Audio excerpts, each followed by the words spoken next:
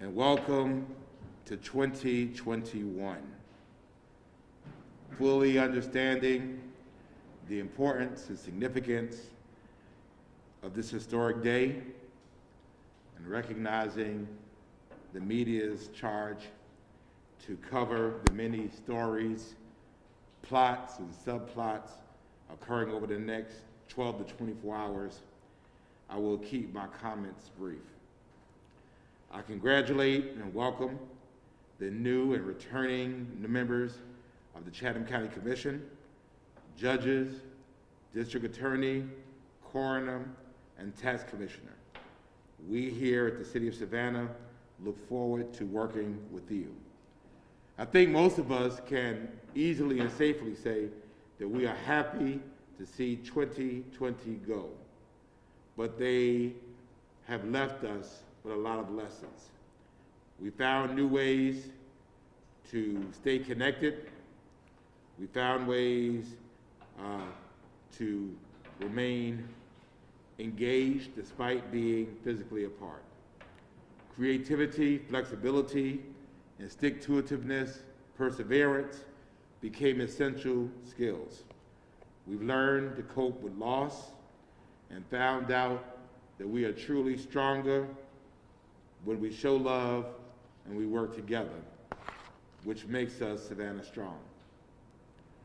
We've created more seats at Savannah's table by engaging residents and groups underrepresented or never represented in the past. We committed to making meaningful change in our city based on research and data through the racial equity and leadership and the Citizens Accountability and Review of Emergency Services Task Forces. The Savannah Cares Committee is now seeking citizen input as it continues its work. They will host interactive meetings with residents to gather comments, concerns, and feedback on contact and interactions between them and our police department. The task force will interview participants individually to maintain privacy and social distancing, and the task force will not release the participants' identities to the public. Those interested must make an appointment to participate, and there will be locations across the city that people can participate.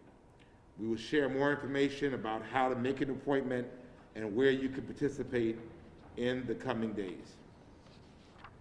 Our police department has already accepted and implemented interim recommendations from the task force, in addition to adding several new programs like the Behavioral Health Unit to promote positive and effective interventions. Overall, in 2020, property crime was down 23%, Part 1 crimes were down 18%, and violent crime was unfortunately up 2%. Admittedly, there were 32 homicides in our city, 9 more than 2019. We recognize that there's been an uptick in crime across the country, and I've asked the police chief for comparative data so we can see where we fit in as it relates to the rest of the country. However, for us, any homicide in our community is unacceptable. We believe that new programs like the Savannah Impact Program and the Violence Interrupter Program will be introduced this year to help us reduce gun violence in our city. One thing we're bringing to the new year, whether we like it or not, is COVID-19. As much as we tried, we could not leave it behind. More than 13,170 Chatham County residents have tested positive for COVID-19, including 211 City of Savannah employees. To date, 26 of our team members are currently out waiting to return to work, and they are in our thoughts and in our prayers. Overall, Chatham County's case numbers are spiking. Our daily average of new cases, hospitalizations, and community transmission index are back up to levels we have not seen since August. I have no doubt that these will continue increasing in the coming weeks as data from the holidays is calculated. All you had to do was walk around our city over the last few weekends to see why we have more cases and more hospitalizations. Frankly, again, I was disappointed by what I experienced over the past couple of weekends.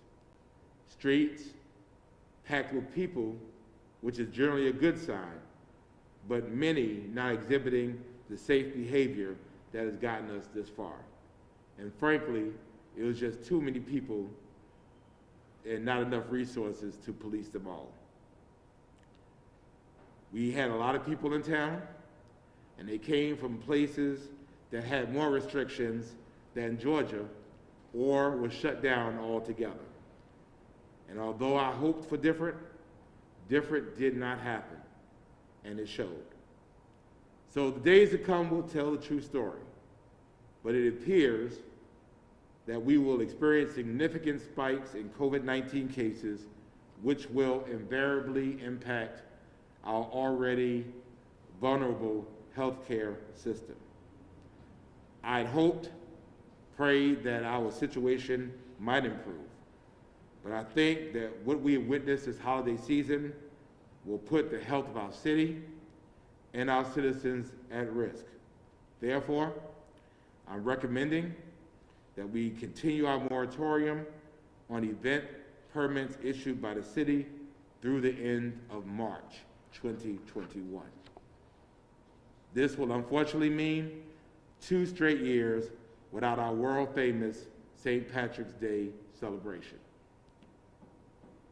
Frankly speaking, without a statewide mask mandate and with conflicting rules from our state that don't require universal, science-driven precautions to be mandated by private businesses, we cannot do St. Patrick's Day safely in its present form.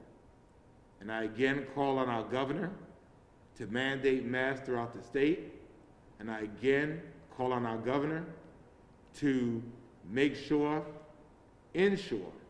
to demand that businesses operate in a manner that is consistent with the science from his very own public health department.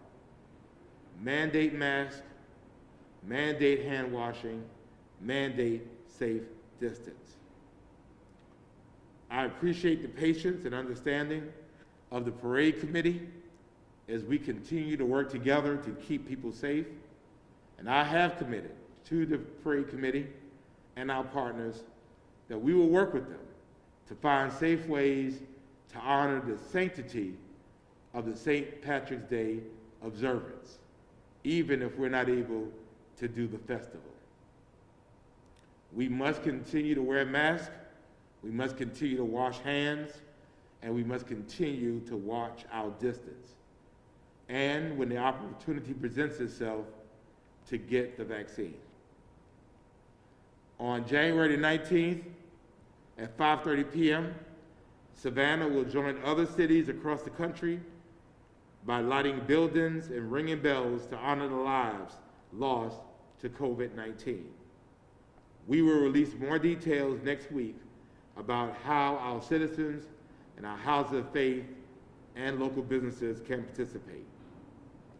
Today, finally, is Election Day. If you did not vote in person early, then please make sure you have a plan to vote today. And make sure that once you get in line, you stay in line until you have cast your vote. Over 3 million Georgians have voted in the runoff so far. Over 2 million have voted early in person, and nearly 1 million mail-in ballots have been processed, to include mine.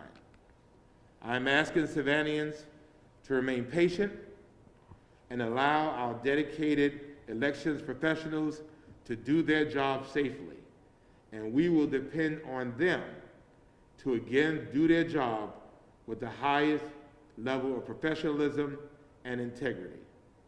To find your polling place, please visit mvp.sos.gov mvp.sos.ga.gov.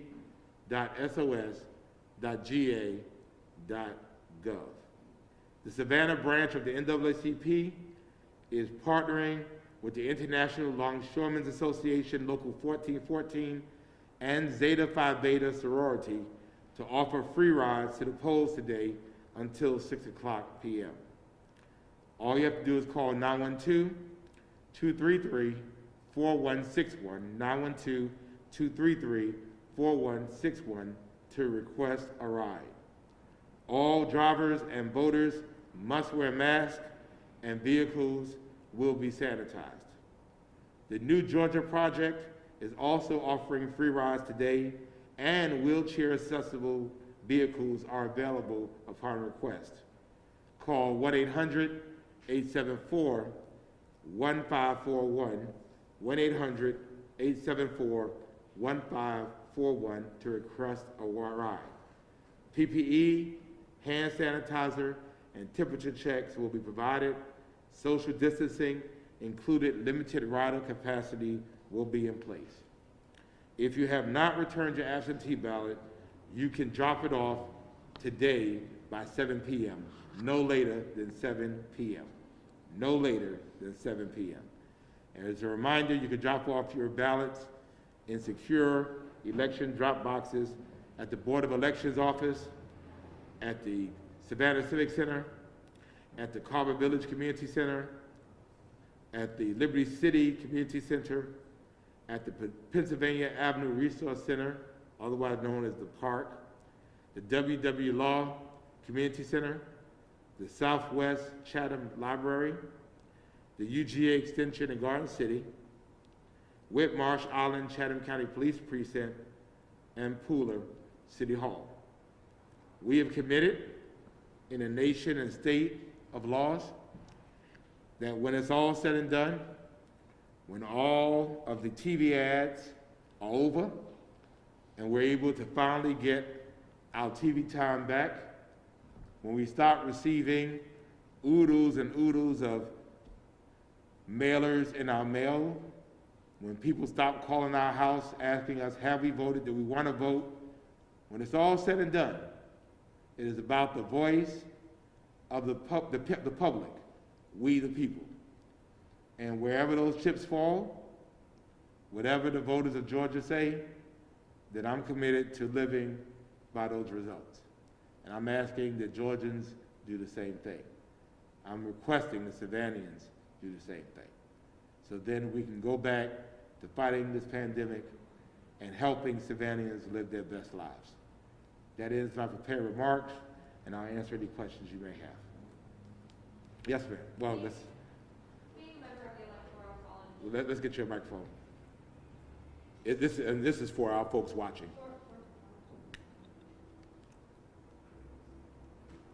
Being a member of the Electoral College, what are your responses to the legal actions being taken against Georgia's votes? I think, personally, I was disappointed. Even more disappointed that Senator Loeffler would indicate that she would join in the objection. So in my mind, I'm saying that she would purposely negate the voters in the state in which she represents, but then turn around and expect people to support her in this election. This has been a year in an election cycle in which you say, what else happens? And then it happens. I'm listening to the President of the United States, if not illegal, certainly immoral and perhaps unethical, to request that the Secretary of State find 11,000 some odd votes. This is unbelievable, absolutely unbelievable. I trust that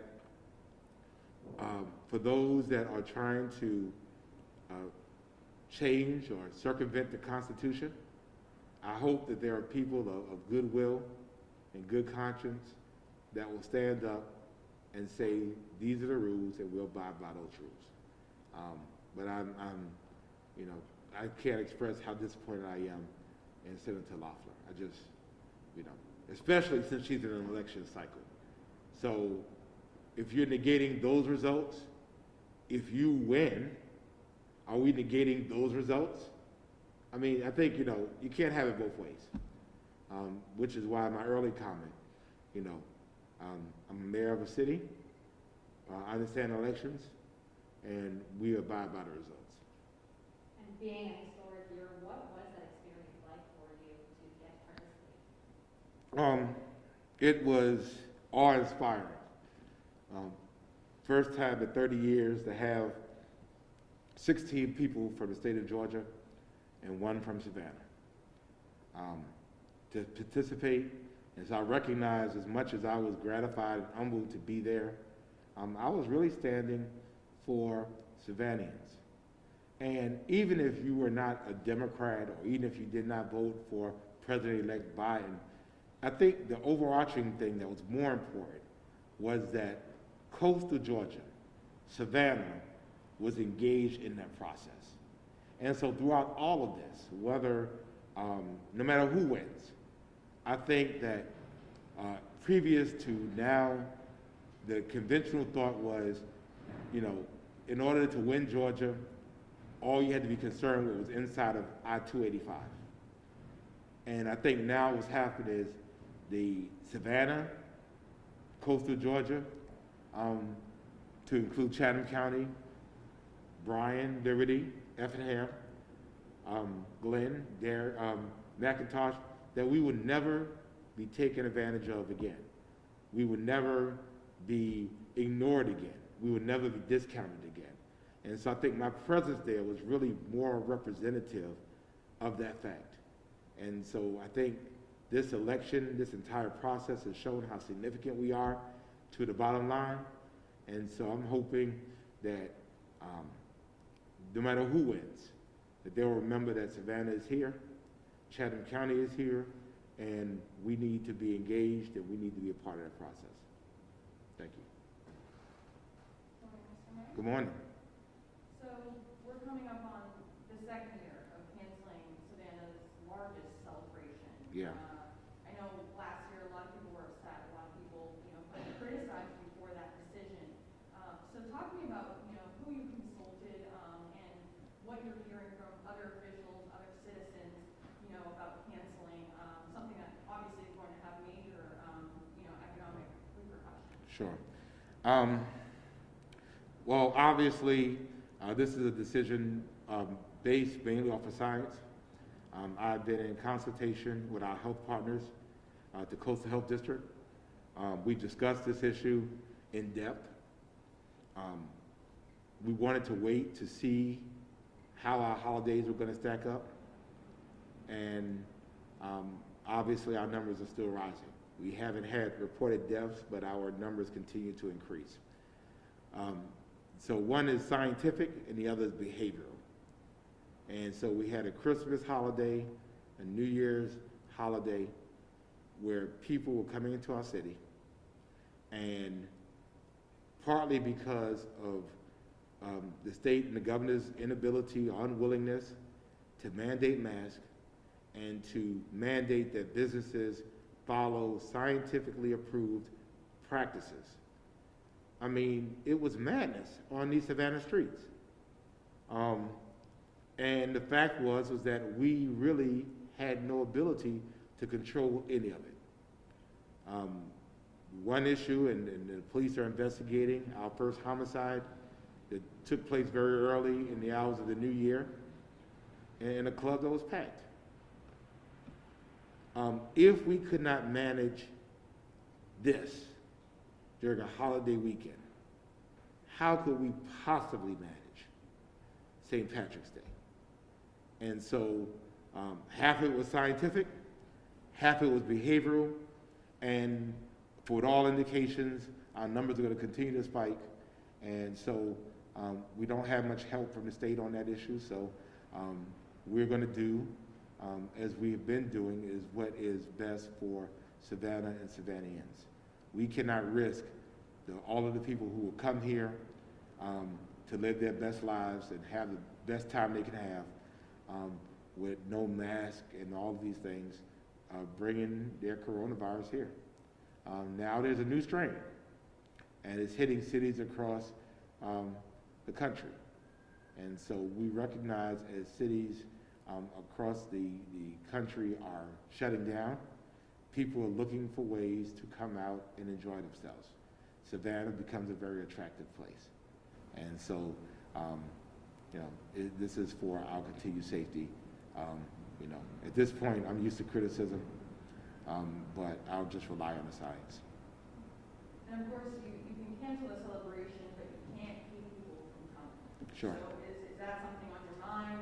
What kind of plan do you have for that? Obviously, if you saw with the holidays, people just ignore, those safety guidelines. Well, again, I think that the festival is the draw, and there are some other things that we're going to discuss later on that will help to, I won't say prevent, but discourage people from coming here to do those types of things.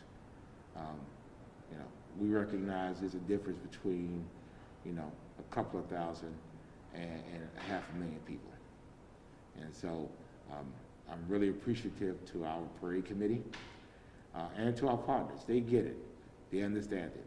The question is for us, are we playing short ball or are we playing long ball?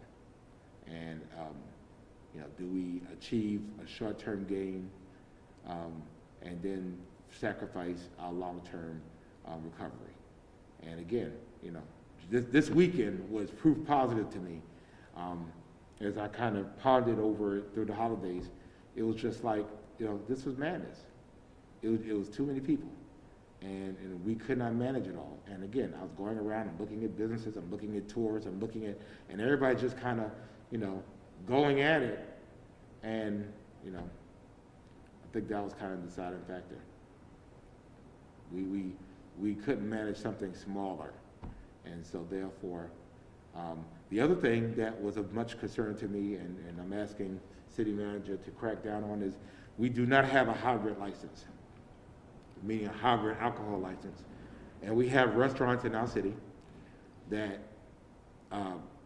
develop kind of a bipolar nature. They're a restaurant, and then they turn into a club. They're having food, and all of a sudden they want to charge admission. That is not allowed by our revenue ordinance, and we will shut those businesses down. Because again, there are businesses that are clubs that pay to be clubs, and so restaurants, they're going to be restaurants, they need to act like restaurants. And so we've seen a lot of that lately. Chief Mentor and the police department have been cracking down on that, and I've asked for them to continue to crack down, and ultimately, if they can't comply, then they need to be shut down. So we recognize that's also a problem. And that's not only downtown, we talk about citywide. Thank Thank you. you. Good morning, Mr. Good Mayor. morning. How are you? Good. How are you? Happy New Year. Good. Quick question for you. So as you had mentioned, unfortunately, our COVID cases are rising again. So Yes. I'm curious, what have you been hearing as far as our hospitals go? Are we close to capacity with our COVID patients? And if we do hit that capacity, does the city have a plan for what's going to happen or where those COVID patients will go? We don't. As you know, we don't necessarily manage the healthcare side of it. We have made ourselves available to help wherever we could. Our challenge is a little unique because, and it really highlights the importance of rural hospitals. But if you look around, for 50 miles, if you're talking about the best and world-class healthcare, it's Savannah. And that is through St. Joseph's Candler and through Memorial Health. When folks in other communities outside of Savannah need help, we provide that help. And so that's why we're so concerned about the regional approach, because if those folks are coming in and they're using our hospital beds, as our numbers go up, we don't have hospital beds for them. And so I don't think we're at a critical level yet, but I do think we're at a level where a sudden spike, which we're expecting within the next couple of weeks, could put us into overload. And so my offer is, however we can be of help, then let us be of help. And so we're committed to doing whatever we can to be of help. And when it comes to St. Patrick's Day, how are you expecting this decision to affect the businesses downtown for the second year in a row? What should they be prepared for, I guess? Well, I think that they prepare themselves, to not make those large purchases they did last year. Obviously, last year it was March 1st or so when the first cases came into the country. We got our first case on the 20th. So I think, they understand COVID better now. The city of Savannah has worked with them to help provide things like parklets. Also, the city of Savannah has allowed these businesses for alcohol licenses to pay them in thirds so that they don't have that huge cash flow issue at the beginning of the year. I think we have to hunker down for another year. The question becomes, are we able to minimize our losses now, or do we put ourselves in a situation where we go for it and then we put ourselves where our city is decimated and we never recover? And again, that's just part of the very delicate decision-making balance. Most businesses understand it. They don't like it. I don't like it, but they understand. If there was any way, and I think the city has been very understanding. We worked with folks, we listened to folks, we met with folks, we'll continue to do so. But in the end, our number one responsibility is public safety. And right now, our major threat is COVID-19. And it is a threat to all of us. Again, I wish that our state would institute stronger restrictions. Had we done that, perhaps we might be in a position where we could do some other things, but right now it's not. Right now, I could wear a mask on the city of Savannah streets that I'm supposed to wear, and I go into a club and I don't have to wear one if the business says we don't have to. And so I take it off. And so now we have a potential super spreader event. And so I come back out and I have to put my mask back on. That doesn't make sense. And so, it's unfortunate. We have to play the hand we're dealt, and we have to keep the safety of citizens in mind, to include the employees of these businesses, the employees of these hotels, the employees of these businesses, the employees of these restaurants, where some of them, unfortunately, don't let them wear gloves, don't let them wear masks. What do you do for them as well? And so, I dreaded over making this decision. I've dreaded over the implications that it brings, but in the end, I am doggedly and single-minded focused on keeping Savannah safe and getting Savannah through COVID-19 this year. Thank you. So,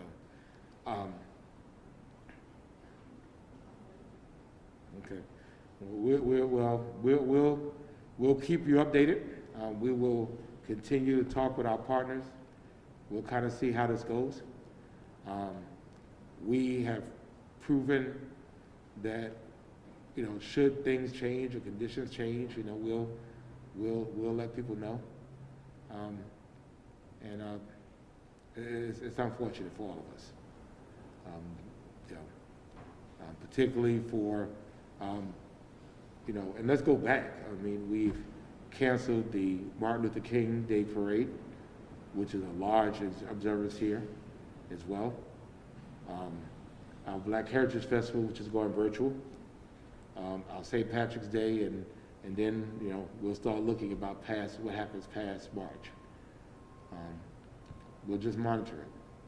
But I think to our citizens, if we want to do better, we have to insist on better. If our businesses want us to get better, they have to insist on better. You don't need a governor to tell you that you need to require a mask. You can do that. The quicker we get to where we're wearing the mask and we're watching our distance, we're washing our hands, and the vaccines are coming in, we get to a situation where we get better sooner. If we don't, it takes longer. But I'm hoping and I'm praying this is the last year I'll have to make this type of announcement.